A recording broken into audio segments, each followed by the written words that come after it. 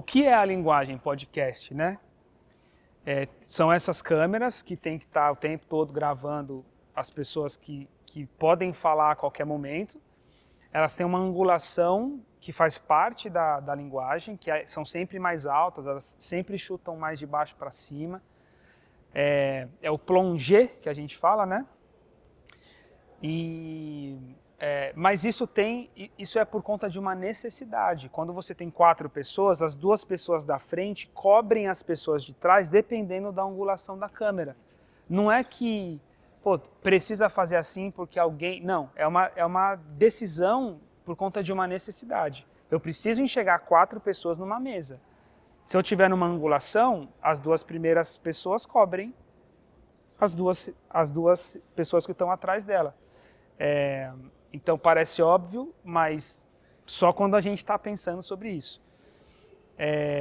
Colocar o movimento interfere nos pontos de luz, principalmente se elas não são elevadas, e interfere nessa questão da operação, que é necessário sim uma atenção não só de quem está dirigindo, mas também do operador, de começar a sacar durante a conversa com quem que está sendo falado, quem são as pessoas que estão sentadas. Então todo mundo está meio que imerso nisso para que as coisas consigam rolar, né? Sim. Da maneira que a gente está imaginando. Sim. E para a gente, nesse setup aqui, que estamos usando 3 câmeras estúdio da Blackmagic e estamos usando 2 6K Pro, porque no Dana Dolly para a gente não fazia sentido colocar estúdio. Fazia mais sentido para a gente colocar 6K Pro, ter uma estabilidade ali melhor, tanto de movimento quanto da operação, né? De onde a lente está, onde as coisas estão ali para o operador. Mas é isso. E aí, na questão de lentes, por exemplo, a gente tem uma câmera central, que a gente pode ir ilustrando aqui. A gente tem uma câmera central. A gente tem 2 câmeras laterais, uma esquerda e uma direita, que podem pegar de 2 pessoas, né, no quadro até uma pessoa, sendo qualquer uma das 2, preferencialmente a pessoa mais próxima da ponta da mesa de lá. E aí as câmeras que estão no Dana Dolly, elas servem essas 2 pessoas num take mais fechado, mas com movimento, com contraplano e tudo mais. Sobre o setup, a gente está falando de 5 câmeras, então, como eu comentei. 3 câmeras são a Blackmagic Studio, que são as câmeras fixas no tripé, e 2 câmeras são as câmeras em movimento, que a gente preferiu usar a 6K Pro do que uma câmera estúdio. Para a gente fez mais sentido a questão do movimento, da pegada, do acesso à lente ali, né, de correção e tudo mais. E as lentes, como a gente modificou, não são todas câmeras paradas, a gente colocou uma lente com 45, 175, que é uma Lumix, que é uma lente que eu não conhecia, mas que ela atende muito bem, essa jogada aqui nossa, que eu consigo pegar um enquadramento de 2 pessoas ou cada uma separada, de cada lado. Então, eu tenho 2 câmeras laterais, conseguindo pegar 2 pessoas ou cada uma delas. Ok. E aí, na câmera geral, a gente colocou uma 24-70, a gente queria colocar uma 18-80, que achou que fez muito sentido e funcionou num outro projeto, mas nesse caso a gente colocou a 24-70. E nas câmeras do Dana Dolly, a gente está com uma 70-200, que é para a gente ter uma maior amplitude ali de zoom, de poder telar, de poder trabalhar com desfoque, principalmente esse lance da profundidade focal, que eu acho bem interessante, né, nesse cenário que a gente está. E um fator importante também é que as câmeras que estão no Dana Dolly não estão na mesma altura das outras câmeras que estão respeitando a linguagem do podcast, mais plongé, mais de cima para baixo. Elas estão no intermédio, elas também não estão lá embaixo, normalmente onde na altura do olho, né? Onde a gente usa na altura do olhar, elas estão um pouco acima do olhar, mas não tão acima como as outras, que é um experimento para a gente hoje aqui, de saber como isso vai funcionar, tanto o movimento cruzado com câmeras paradas, quanto esse posicionamento, né? Essa altura, né, da câmera em relação aos personagens, que são as pessoas que vão falar. E tem uma questão que eu acho que era legal você falar, que é a questão dos filtros. Além de você ter selecionado essas lentes, né? Você selecionar alguns filtros para poder dar uma... Inclusive, nesse setup a gente está usando câmera Blackmagic, majoritariamente lente Canon, e escolhemos usar 2 lentes Lumix, que a gente preferiu, ao invés de fazer a adaptação nas Blackmagic Studio 4K, porque elas são micro 4/3, a gente preferiu colocar um bocal nativo, para não ter essa interferência do elemento ali. Do elemento, né? Que a gente às vezes sentiu. Às vezes ele está um pouquinho desregulado, ele já interfere na nossa imagem, a gente não quis.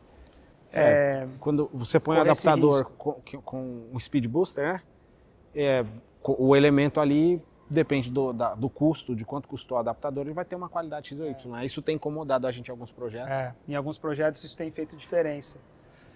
E também da regulagem dele na interna ali. Também do ajuste ali de backfocus. Quando é um Metabones ou algum adaptador que não tem um elemento, isso tranquiliza mais a gente. Mas nesse caso aqui, do micro 4/3 para o EF tem o elemento, então a gente ficou mais receoso e prefiro usar uma lente Lumix ao invés de colocar tudo Sony. Os outros bocais são EF das outras câmeras. Mas é interessante esse lance da lente, que a gente escolheu colocar um filtro Black Pro Mist com 1/4, né, de intensidade, para dar uma maciada, né, isso nesse projeto como um todo. Então tudo que a gente gravar desse projeto em formato podcast vai seguir essa linha. E o que trouxe um desafio para a gente foi que na lente Lumix,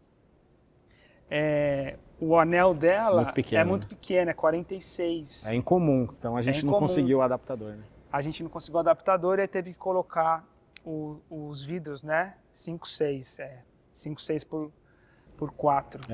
A gente usou, na verdade, o Matebox, né? Aí teve que colocar o Matebox, colocar o vidro dentro, mas todas as lentes estão com Black Pro Mist 1/4. É isso aí. Isso, acho que isso é um dos... Que faz uma diferença legal. Faz uma diferença enorme. E aí já traz a linguagem aí mais cinema, né? Ou seja... Às vezes a pessoa assiste e não sabe o que né? Mas tem uma diferença ali de uma câmera mais dura. Sendo ela uma câmera que te entrega uma textura mais cinematográfica ou uma broadcast, por exemplo. Isso dá uma quebrada também nessa questão digital, né? Que é total, muito... que incomoda muitas pessoas, né? Muitas pessoas. A pele, né? A maneira que a imagem fica é muito interessante. Fora a iluminação, né? Que a gente tá com tudo difuso. A gente colocou uma luz praticamente de teto aqui, quase que a pino, para iluminar, né, as pessoas que vão participar, que é uma luz maravilhosa. Isso vem dos comerciais de carro, que é uma luz que não gera sombra e tudo mais, reflexo. Isso é maravilhoso para a gente. Traz o desafio de ter uma distância grande, dela ser elevada, mas que deu super certo. Inclusive, né, a gente está com o gaffer aqui, maquinista, tudo, que fizeram um trabalho nos 2 dias, né, de gravação até aqui, brilhantes, né, e resolveram também esses problemas aí ou esses desafios de iluminação. Interessante como o espaço é grande e a gente quer mostrar, até porque é um espaço sofisticado, você precisou solucionar dessa forma, posicionar a luz dessa forma também, como você mencionou, e a equipe é enorme. É um podcast, mas a equipe é enorme. Exatamente. Normalmente a gente entra em estúdios de podcast, uma pessoa. Uma pessoa opera ali. Tudo. Já está instalado, claro, é um estúdio. Mas aqui a equipe é consideravelmente... A gente está em quê? 3, 4, 5, 6, 7, 8, 9... As 10, 11 pessoas. É isso aí. Para rodar um podcast aqui com 4 microfoninhos. Mas isso não é só por conta desse set. Eu acho que é uma característica das suas produções, ter muito cuidado com tudo. Então, todo setor tem um responsável. Então, você tem o áudio, tem alguém que opera, alguém que presta atenção, alguém que grava, né? até por conta da entrega, porque isso tem que ser muito bem entregue. Do cuidado, né? O microfone, né? Como tem várias coisas, é importante que cada departamento isso assim, aí. Né, seja bem cuidado. É isso aí. Isso faz também a gente trabalhar mais tranquilamente e entregar muito mais. Né? E cada um vai se preocupando com o seu, né? Você que está assistindo esse conteúdo, não esquece de deixar o seu like, de deixar o seu comentário. Isso vai ajudar com que esse conteúdo se propague cada vez mais, com mais pessoas que estão afim de saber, de conhecer, de se aprofundar e de compreender mais esse universo audiovisual, tá? Compartilha com alguém já.